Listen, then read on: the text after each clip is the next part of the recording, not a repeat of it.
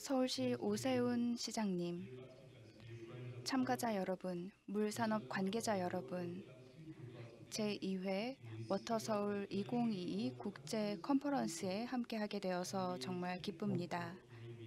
저를 초청해 주셔서 감사의 말씀을 드립니다. 우리 지구에는 지금도 상당히 많은 인구가 증가하고 있습니다. 그 결과가 어떤지는 여러분들 모두 잘 아실 것입니다. 그렇기 때문에 오늘과 같은 컨퍼런스를 하는 것이라고 생각합니다. 도시화가 빠르게 진행이 되면서 지구의 북반구와 남반구 모두에 많은 도시화가 진행이 되었습니다. 도시의 인구 과밀 현상이 생겼고요. 또 물 오염뿐만이 아니라 토양 오염도 더 악화가 되었습니다. 최근에 영국의 과학 저널인 란셋이라는 저널에 따르면 매년 600만 명에서 800만 명이 이러한 환경 오염으로 사망할 것이다라고 하고 있습니다. 이것은 코로나19를 매년 2번 이상 겪는 것과 같은 큰 피해라고 할 수 있습니다. 또한 도시가 해안가와 하천 유역을 따라서 개발이 되고 있습니다. 지금까지 많은 국가들이 그랬습니다. 서울도 한강을 중심으로 많은 도시 개발이 진행이 되었습니다. 그런데 현재 진행되고 있는 도시 개발은 우려스러울 정도라고 할 수 있습니다. 앞으로 가까운 미래 내에 약 2천만 명 이상의 인구 또는 5천만 명 이상의 인구가 앞으로 강가와 해안가 유역에 위치한 도시에서 거주하게 될 것이다라는 예측도 있습니다. 이렇게 걱정스러운 속도로 증가하고 있는 도시화는 현재 우리가 직면한 중요한 문제로서 많은 노력을 통해 해결해야 할 것입니다. 따라서 도시와 지방 간의 관계를 활용하는 것이 중요합니다. 강둑과 또 하천 유역을 종합적으로 관리할 필요가 있습니다. 그렇게 해서 물 안보를 확보하고 식량을 위한 물을 확보해야 하겠습니다.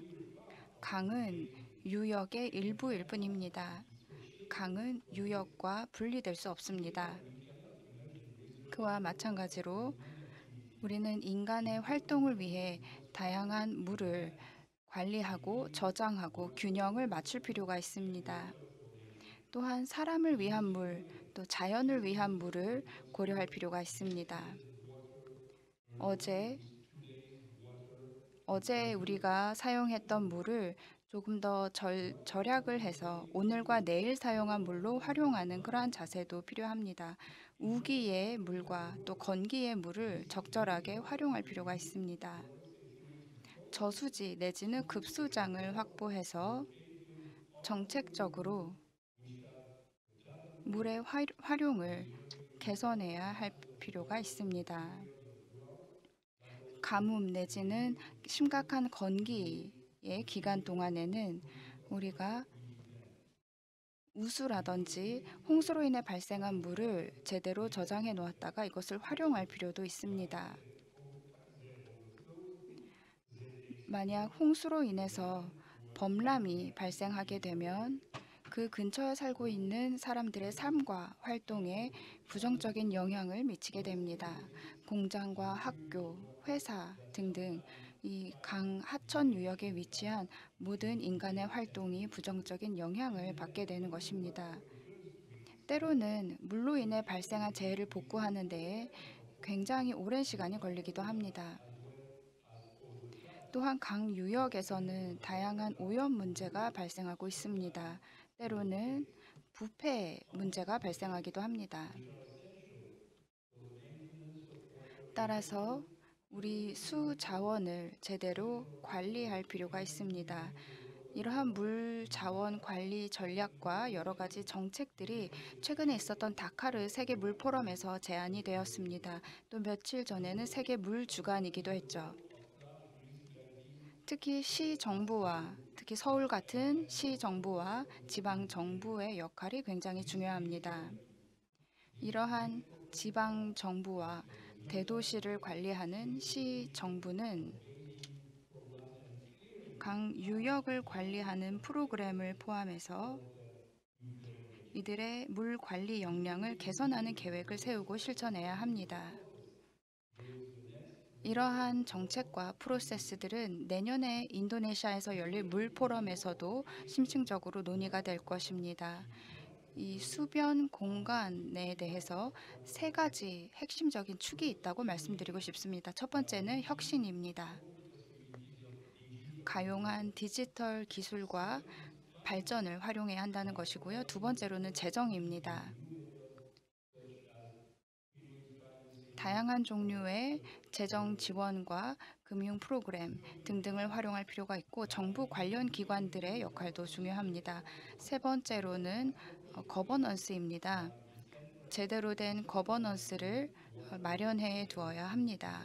그렇게 해야 물과 관련한 기관들의 역량을 확충하고 실행할 수 있습니다.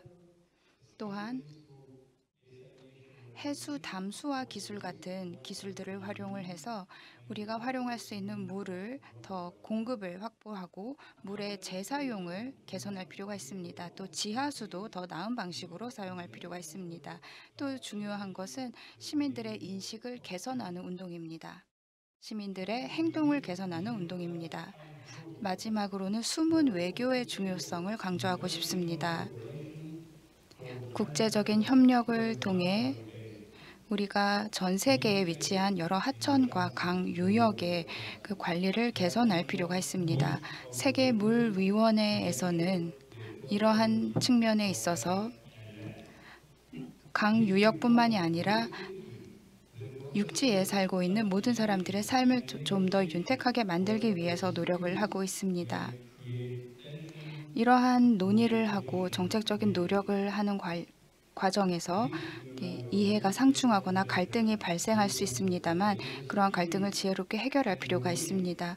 물은 우리의 정신이라고 할 수 있습니다. 그리고 앞으로 있을 여러 국제회의에서도 물은 중요한 어젠다로 다루어질 것입니다. 이집트에서 제27차 기후 당사국 회의가 열리는데요. 기후 당사국 회의에서도 물은 기후 변화에 대응하기 위한 측면에서 아주 중요하게 다루어질 것입니다. 또한 유엔 물 정상회의에서는 물이 중요하게 또 다루어질 텐데요. 1977년 이후에 거의 처음으로 물이 유엔에서 열리는 SDG 차원의 국제회의에서 중요한 어젠다로 다루어지는 것입니다. 물이 바로 기후이고 물이 건강이다. 물이 우리의 식량이다. 라는 메시지가 있습니다.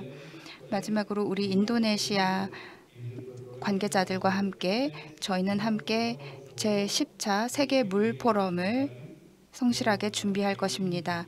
발리에서 내년 5월 18일부터 세계 물 포럼이 열릴 것입니다. 물론 한국도 이 분야에 있어서 많은 역량을 발휘하고 계십니다.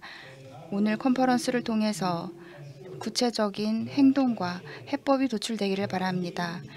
우리가 하고 있는 말이 구체적인 행동과 해법으로 실현이 되어서 수십억 인구의 삶을 개선하고 또 물과 위생에 접근성이 없는 사람들에게 도움이 되는 결과가 도출되기를 바랍니다. 다시 한번 오늘 컨퍼런스 개최를 축하드립니다.